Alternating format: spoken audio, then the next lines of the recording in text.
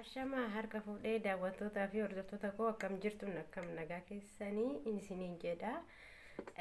Egaa har'a waan tokko irraa dubbachuu deemna. Waan baay'ee waa'ee salphina guddaa waa'ee Jawaariif kenname waan obbo waa'ee Jawaar Mohammad akkuma beektan sooshaal miidiyaa kanarratti waa'ee alaabaa adda bilisummaa Oromoo irratti kan dubbatame waan baay'ee nama gammachiisu.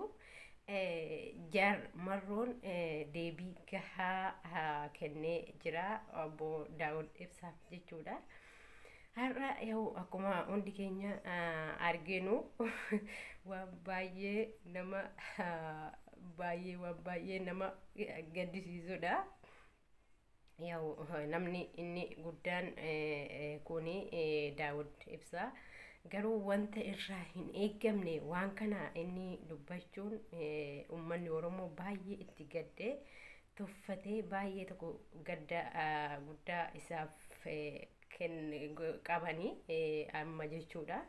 Garuu kaayyoo uummata Oromoo kan amma yeroo ammaa tattaaffiin bilisummaaf qophii akka caafirra gahan kanatti baay'ee kan jedhu.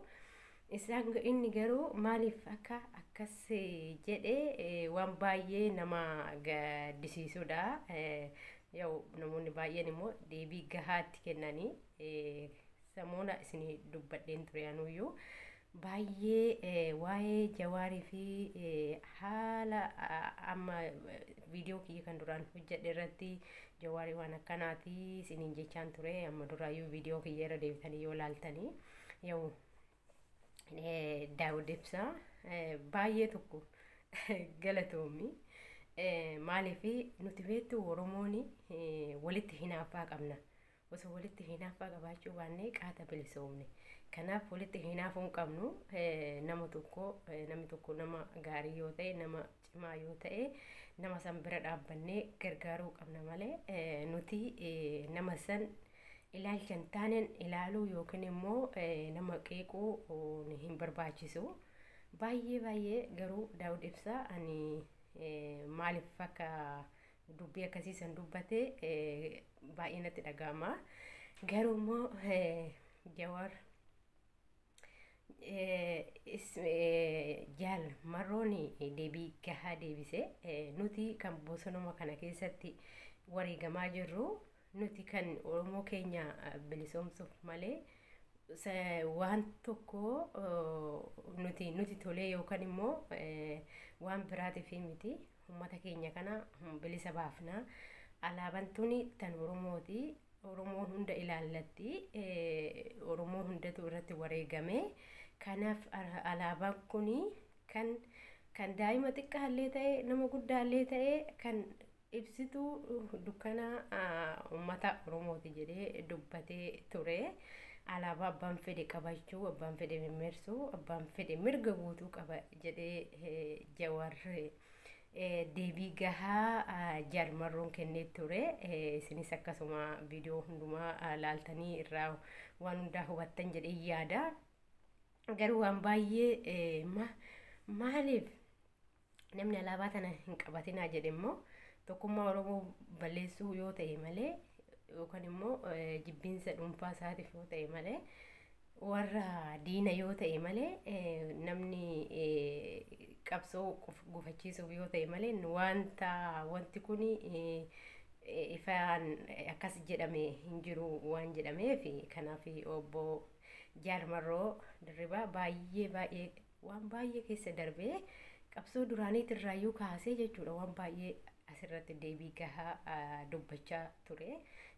Viidiyoo feesbuuk isaa jala deemtanii yoo laaltanii Jaal Marroo Dirribaa bosona keessa taa'ee waan kun gaarii dabarsaa jira, waan gaarii dubbachaa jira. Kanaaf warroonni hinaaffaa dhuunfaa qabdanii namni tokko yoo beekaa ta'e hinaaftanii dhiisaa waan akkanaa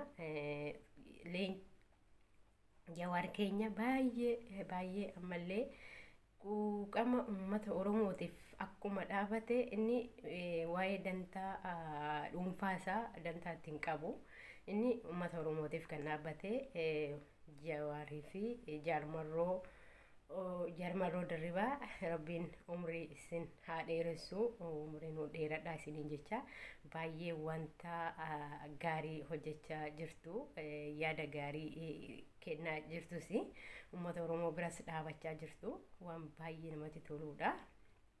Ana warroon immoo hinaaftanii hinaaffaa dhuunfaa keessaniitiin dhiisaa namni alaabaa san alaabaan akka waan kan nama tokko ta'ee yookaan immoo akka waan kan abbaa dhuunfaa amma fakkeenya namni uffata tokko yoo bitee kan uffanni sun kan nama sanii yoo ta'e alaabaan akka uffata saniitii miti. Alaabaan dhiigni uummata Oromoo namni xiqqaa ta'e guddaa ta'e kan irratti dhumachaa ture namni kamiyyuu hin beektan jedhee yaada namni hin beekne hin jiru. Kanaaf alaabaan kan dhuunfaa nama tokko osoo hin ta'in kan saba Oromoo hundaati. Kanaaf akkasii mitiin isiniin jedha.